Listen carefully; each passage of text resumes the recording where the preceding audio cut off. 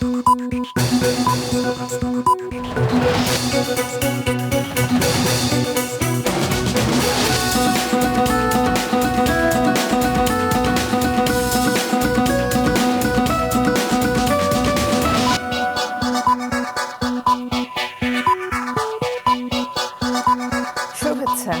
দুপুরের মাছরাঙা সংবাদে আপনাদের সঙ্গে আছি মৌমিতা জান্নাত। শুরুতেই গার্ডিয়ান লাইফ ইন্স্যুরেন্স সংবাদ শিরোনাম।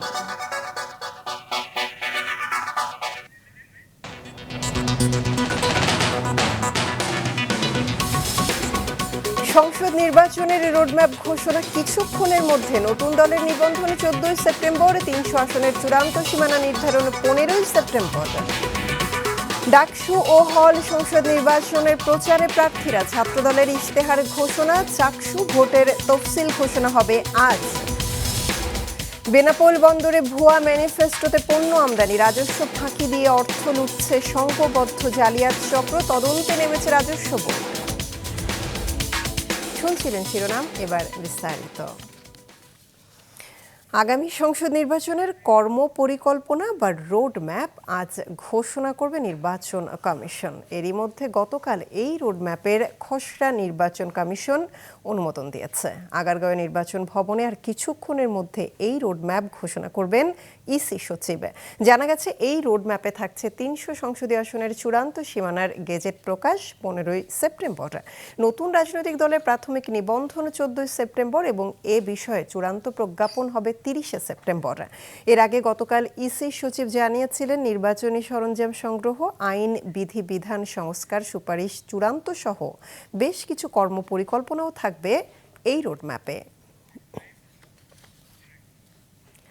দর্শক, রাজধানীর আগারগাঁওয়ে নির্বাচন ভবন থেকে এ নিয়ে আরও জানাতে যোগ দিচ্ছেন বিশেষ প্রতিনিধি নিয়াজ মোর্শেদ। নিয়াজ, রোডম্যাপ কখন ঘোষণা হতে পারে?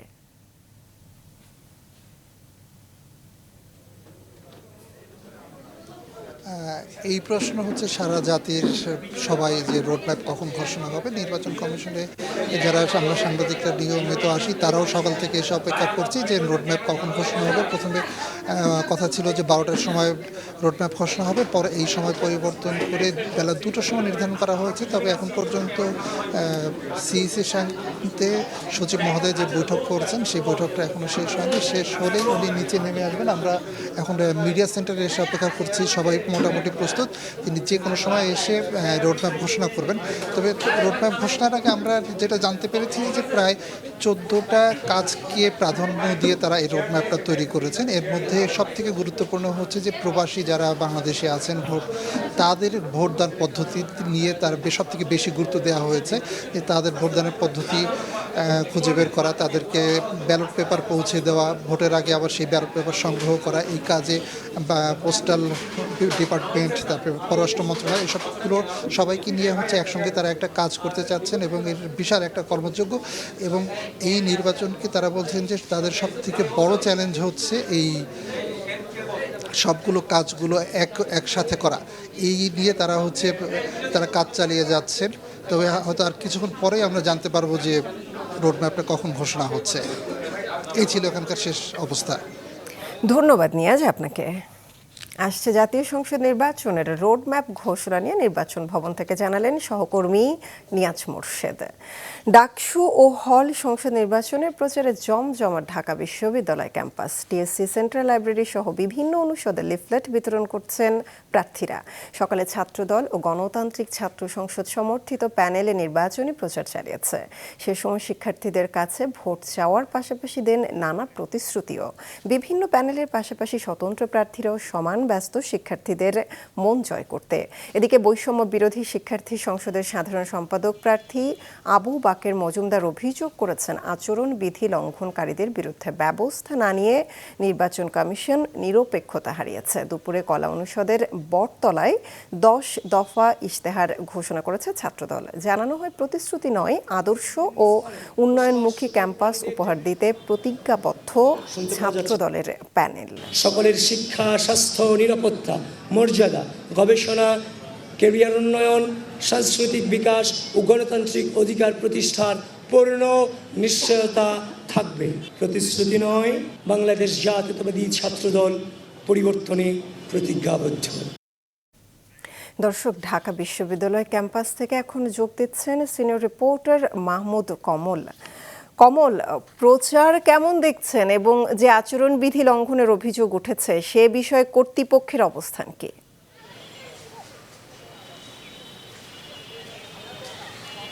মমিতা, যেহেতু প্রচারের বিষয়টি আগে জানতে চেয়েছেন, প্রচারের কথাই বলি। এবারই হচ্ছে যে শিক্ষার্থী যারা আছেন তারা বলছেন যে গণতন্ত্রের চর্চার একটা আইকনিক নির্বাচন হতে যাচ্ছে, এবং অনেক শিক্ষার্থী আমাদের সাথে শেয়ার করেছেন যে তারা আসলে কোন প্রার্থীকে ভোট দিবেন সেটি বাছাই করতেও তাদের একটু সমস্যা হচ্ছে। এটি একটি মধুর সমস্যা হিসেবে আখ্যায়িত করেছেন, কারণ প্রার্থী যারা আছে তাদের মধ্যে কোনো ধরনের গ্যাঞ্জাম কিংবা হচ্ছে বড় ধরনের অপ্রীতিকর ঘটনা এই ধরনের কোনো কিছুই তারা দেখেননি, যে জন্য তারা মনে করছেন যে বেশিরভাগ প্রার্থীই যোগ্য। সেজন্য তাদের বাছাই করতেও সমস্যা হচ্ছে যে কোন প্রার্থীকে তারা নির্বাচিত করবেন। এই মধুর সমস্যার কথা আমাদের সাথে শেয়ার করেছেন, এবং তারা এই যে নির্বাচন কেন্দ্রিক যে একটা আবহ, একটা উৎসবের আমেজ সবার মধ্যে সেটি লক্ষ্য করা যাচ্ছে। চায়ের আড্ডা থেকে শুরু করে আমরা হাকিম চত্বরে গিয়েছিলাম, সেন্ট্রাল লাইব্রেরির সামনে যে আড্ডাটা জটলাটা হয় সেখানেও তারা এই নির্বাচন কেন্দ্রিকই কথা বলছেন যে ভিপি প্রার্থী, এজিএস প্রার্থী যারা হবেন তারা কে কেমন করবেন, কারা হচ্ছে তাদের যেই দাবি প্রত্যাশা পূরণ করবেন সেই বিষয়গুলো তারা বেশি নিজেদের মধ্যে আলোচনা করছিলেন। আর এমনিতে প্রার্থীদের মধ্যে আবু বকর মজুমদার যে অভিযোগটি করেছেন আচরণবিধি লঙ্ঘনের যে লিখিত যে অভিযোগগুলো তারা দিয়েছিলেন নির্বাচন কমিশনের কাছে, সেখানে রঙিন পোস্টারের বিষয় আছে। তারা প্রচারের ক্ষেত্রে যেখানে যে প্রচার করছেন তিনি কোনো দলের নাম বলেননি, ইঙ্গিত দিয়ে শুধু একটি দলের কথা বলেছেন যে তাদের বিরুদ্ধে যে আচরণবিধি লঙ্ঘনের যে অভিযোগগুলো সেগুলো তারা লিখিতভাবে জানিয়েছিলেন নির্বাচন কমিশনের কাছে, সেগুলোর কোনো জবাব পাননি এবং শাস্তিমূলক ব্যবস্থা নেওয়া হয়নি। এবং এই বিষয়ে এখনও পর্যন্ত কর্তৃপক্ষ স্পষ্টভাবে কোনো কিছু বলেনি যে তারা আসলে ওই আচরণবিধি যেগুলো অভিযোগ দেওয়া হয়েছে সেগুলোর প্রেক্ষিতে কী ধরনের ব্যবস্থা নেবে। তারা শুধু বলছে যে হ্যাঁ, যাচাই বাছাই চলছে, তারা এই বিষয়টি নিয়ে ভাববে এবং তারা সেই ব্যবস্থা নেবে। মৌমিতা, ধন্যবাদ কমল আপনাকে।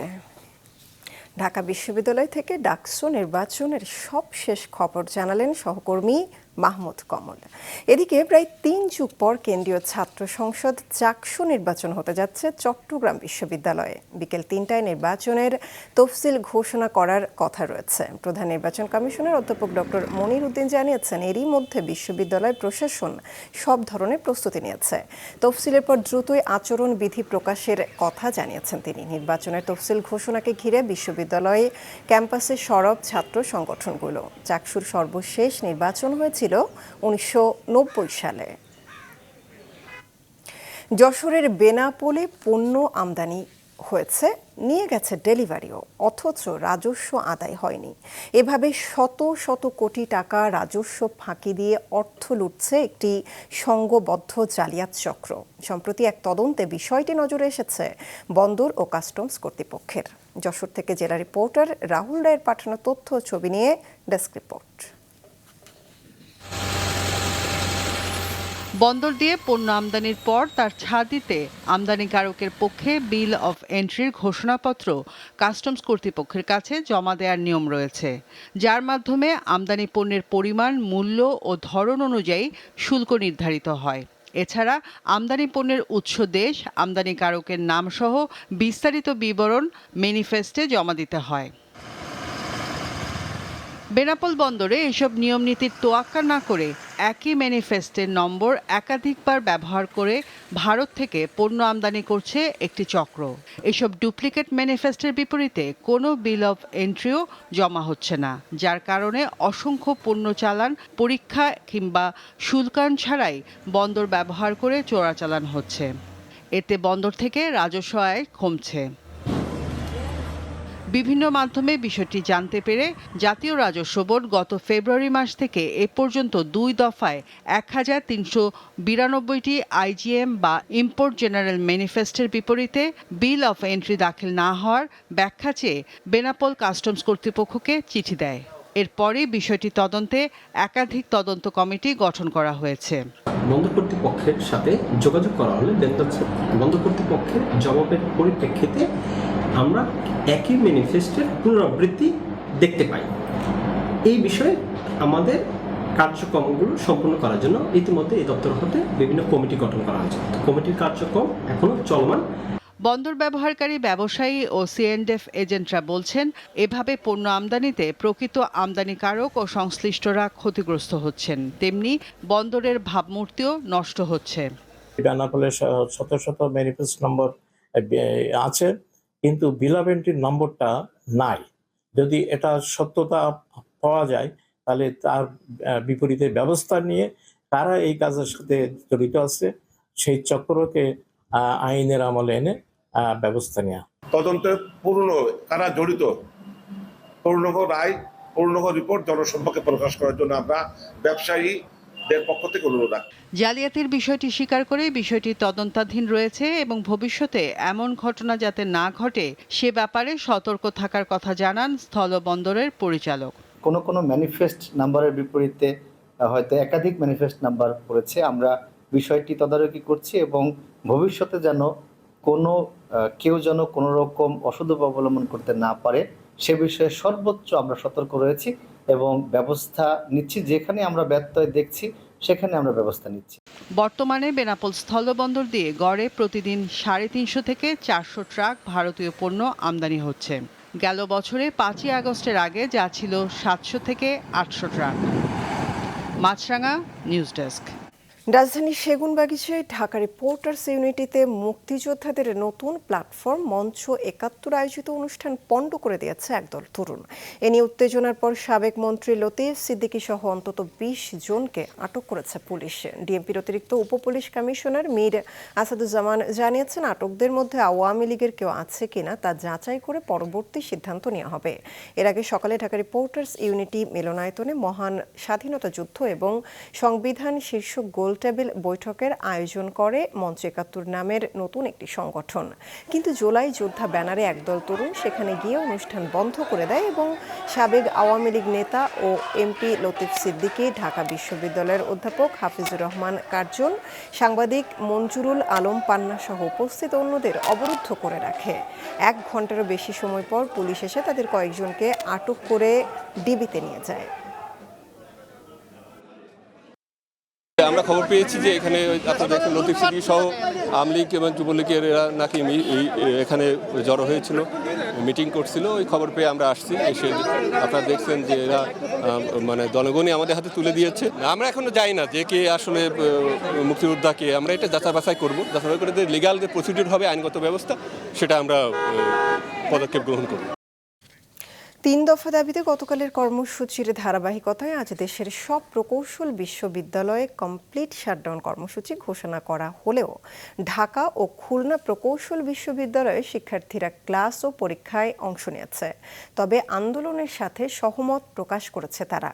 এদিকে খুলনা ও রাজশাহী বিশ্ববিদ্যালয়ের প্রকৌশল অনুষদের শিক্ষার্থীরা মহাসড়ক অবরোধ করে বিক্ষোভ করেছে। দেখুন ডেস্ক রিপোর্ট। কেন্দ্রীয় কর্মসূচির অংশ হিসেবে সকাল থেকে চট্টগ্রাম প্রকৌশল বিশ্ববিদ্যালয় চুয়েটের শিক্ষার্থীরা কমপ্লিট শাটডাউন কর্মসূচি পালন করছে। ক্লাস পরীক্ষা বর্জন করে শিক্ষার্থীরা ক্যাম্পাসের সামনে কিছু সময় অবস্থান নেয়। প্রশাসনিক ভবন খোলা থাকলেও একাডেমিক কার্যক্রম চলতে দেখা যায়নি। শিক্ষার্থীদের ওপর পুলিশি হামলার প্রতিবাদে রাজশাহী বিশ্ববিদ্যালয়ের প্রকৌশল অনুষদের শিক্ষার্থীরা ঢাকা রাজশাহী মহাসড়ক অবরোধ করে বিক্ষোভ করে। এদিকে রাজশাহী প্রকৌশল বিশ্ববিদ্যালয় রুয়েটের শিক্ষার্থীরা ৩ দফা দাবি বাস্তবায়নে কমপ্লিট শাটডাউন কর্মসূচি পালন করছে। আমাদের ভাইদের উপর যে ন্যাক্কারজনকভাবে হামলা করা হয়েছে, এর সুষ্ঠু তদন্ত সাপেক্ষে এর দ্রুত সময়ের মধ্যে বিচার ব্যবস্থা করতে। পুলিশ বাহিনীতে যারা আমাদের ভাইদের উপর লাঠিচার্জ করছে তাদেরকে ক্ষমা চাইতে হবে এবং স্বরাষ্ট্রমন্ত্রীকে আমাদের সামনে এসে ক্ষমা চাইতে হবে। ভিন্ন চিত্র দেখা গেছে খুলনা প্রকৌশল বিশ্ববিদ্যালয় কুয়েটে। এখানকার শিক্ষার্থীরা ৩ দফা দাবির সাথে একাত্মতা জানালেও ল্যাব, ক্লাস ও পরীক্ষায় অংশ নিয়েছে। 3টা দাবি, সেই দাবিগুলোর সাথে আমরা সবাই একমত, প্রত্যেকটা ইঞ্জিনিয়ারিং বিশ্ববিদ্যালয়ের দাবিগুলো, এবং আমরা এটার সাথে সহমত পোষণ করতেছি। কিন্তু কুয়েট ক্যাম্পাস 5 মাস বন্ধ থাকার কারণে আমাদের একাডেমিক কার্যক্রম কিছু ডিপার্টমেন্টে চলমান, কিছু ডিপার্টমেন্টে বন্ধ। ত্রিপলিতে স্বাভাবিকই আছে, শিক্ষা আমাদের ক্লাস চললো 10:30 পর্যন্ত, এখন ল্যাব চলতেছে, এটা স্বাভাবিক। আমরা 24 তো আমাদের এখনো শিডিউল অনেক টাইট আছে। নজর দিতে তবে 3 দফা দাবি বাস্তবায়নের জন্য মানববন্ধন কর্মসূচি পালন করেছে খুলনা বিশ্ববিদ্যালয়ের শিক্ষার্থীরা। আপনাদের আলোচনার মাধ্যমে আমাদের বিশ্ববিদ্যালয়ের শিক্ষকরা আছেন, ইঞ্জিনিয়ারিং ফ্যাকাল্টিগুলো, তাদের সাথে বসে এগুলো অনেক আগে আপনারা মিটিয়ে নিতে পারতেন। তাদেরকে আজকে কেন রাস্তায় নামতে হলো? তাদেরকে যেন আর একটা দিনও রাস্তায় থাকতে না হয়, আপনারা অনুগ্রহ করে তাদের দাবি মেনে নেবেন এবং ছাত্রছাত্রীরা তাদের ক্লাসে ফিরে আসবে। একই পরিস্থিতি গাজীপুরের ঢাকা প্রকৌশল বিশ্ববিদ্যালয় ডুয়েটে। এখানে শিক্ষার্থীরা দাবির সাথে সহমত প্রকাশ করলেও চলছে ক্লাস ও পরীক্ষা। এদিকে ঢাকায় বুয়েটে আজ সাপ্তাহিক বন্ধের দিন থাকায় এমনিতেও ক্লাস হয়নি। তবে কর্মসূচি অনুযায়ী তারা আজকের সব পরীক্ষা বর্জন করেছে। গত রাতে এক সংবাদ সম্মেলনে কমপ্লিট শাটডাউনের ঘোষণা করে আন্দোলনরত শিক্ষার্থীদের প্ল্যাটফর্ম প্রকৌশল অধিকার আন্দোলন। সাদেকুর রহমান সিদ্দিকী, মাছরাঙা, নিউজ ডেস্ক। খুলনার উপকূলীয় গ্রামগুলোতে পতিত জমি ও মাছের ঘেরে শুরু হয়েছে অমৌসুমী তরমুজের সবুজ বিপ্লব। মাত্র 2 মাসে স্বল্প জমিতে এই ফসল চাষে ফিরছে কৃষকদের ভাগ্য। এস এম মিলনের ক্যামেরায় মোস্তফা জামালের রিপোর্ট। 3 বছর আগেও সংসার চালাতে হিমশিম খেতেন গাঁওঘরার ওসমান গাজী। সবজি বিক্রি করে চালাতেন 4 সদস্যের সংসার। তবে সেই আর্থিক সংকট এখন আর নেই। লিজ নেওয়া 1.5 বিঘা জমির ঘেরে রাইলে গেল 2 বছর ধরে চাষ করছেন অমৌসুমী তরমুজ। আর সেই অসময়ের তরমুজ বিক্রিতেই এখন তার আয় কয়েক লাখ টাকা। পয়লা বছর লাগায়ে আমার 25 থেকে 30,000 টাকা খরচ হয়েছিল। খরচ করার পর আমার বেচা কিনা হয়েছে মনে করেন যে 1,10,000 টাকা। এখন দেখলাম তো আমার আশেপাশে আরও কৃষি ভাইরা আছে, তারা দেখে আরও অনেকগুলো লাগালো। 2 বছর আগে বটিয়াঘাটা উপজেলার রাজাখার বিলে 5 থেকে 6 জন চাষি মাত্র কয়েক বিঘা জমিতে এই জাতের তরমুজ চাষ শুরু করেন। 1 বছর পরে সেই বিলে এখন 700 বিঘা তরমুজের আবাদ। প্রথমে করলা, উস্তে এই জাতীয় ফসল লাগাতাম, তখন দেখি যে এর থেকেও অনেক লাভবান ফসল হচ্ছে তরমুজ। ব্যাপারী ডেলি 2-1 জন আসে। ধরেন আমরা এবছর 1900 টাকা করে মন বেচেছি। জলবায়ু পরিবর্তনের ফলে দ্রুত পরিবর্তনশীল উপকূলীয় জমি ও আবহাওয়াতে কৃষি অভিযোজনের অন্যতম অর্থকরী ফসল হিসেবে বিবেচিত হচ্ছে অমৌসুমী তরমুজ। মাত্র 5 বছরের ব্যবধানে খুলনা জেলায় তরমুজের আবাদ 3 গুণ হয়েছে। বিসিআরএল প্রকল্পের আওতায় একটি স্কুল পরিচালনা করেছি। সেখানে বিভিন্ন রোগ, পোকামাকড় এবং জৈব বালাইনাশকের ব্যবহার কিভাবে করা যায় সেই সমস্ত বিষয়গুলা আমরা কৃষকদেরকে এই আমাদের 7টা সেশনের মাধ্যমে আমরা প্রশিক্ষণ দিয়েছি। অর্থনৈতিকভাবে লাভবান হওয়াতে এই এলাকার যে কৃষি অর্থনীতি, এই গ্রামের যে কৃষি অর্থনীতি, এই কৃষি অর্থনীতি অলরেডি চেঞ্জ হতে শুরু করেছে। কৃষকরা এবছর প্রায় 110 কোটি টাকার তরমুজ বিক্রি করতে পারবেন বলে আশা করছে কৃষি বিভাগ। মোস্তফা জামাল, মাছরাঙা সংবাদ, খুলনা।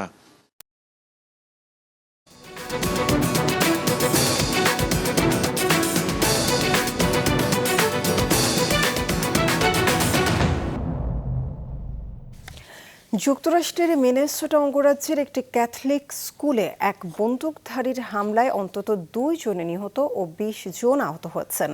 পরে ওই বন্দুকধারী নিজের গুলিতে আত্মঘাতী হন। পুলিশ জানিয়েছে গ্রীষ্মের ছুটি শেষে মিনিয়াপোলিস শহরে অ্যানুন্সিয়েশন ক্যাথলিক স্কুল শুরুর 2 দিন পর এ ঘটনা ঘটে। অঙ্গরাজ্যের গভর্নর টিম ওয়ালস সামাজিক যোগাযোগ মাধ্যমে জানিয়েছেন গুলির ঘটনার পরপরই পুলিশ সহ মিনেসোটা ক্রিমিনাল অ্যাপ্রিহেনশন ব্যুরো এবং স্টেট পেট্রোলের সদস্যরা সেখানে পৌঁছায়। দুপুরের সংবাদ শেষ করছে, যাবার আগে গার্ডিয়ান লাইফ ইন্স্যুরেন্স সংবাদ শিরোনামগুলো আরও একবার।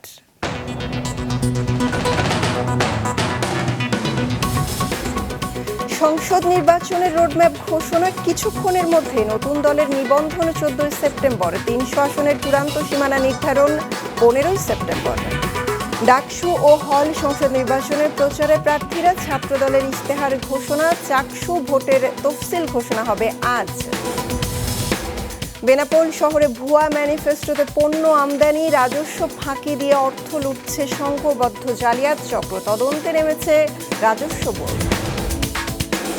এই ছিল এখনকার মতো। ফেসবুকে আপডেট পেতে ভিজিট করুন মাছরাঙা টেলিভিশনের পেজে। ইউটিউব চ্যানেলে দেখতে পারেন আমাদের সংবাদ, প্রতিবেদন, অনুষ্ঠান। আমাদের পরবর্তী সংবাদ বিকেল 5টায় দেখার আমন্ত্রণ রইল।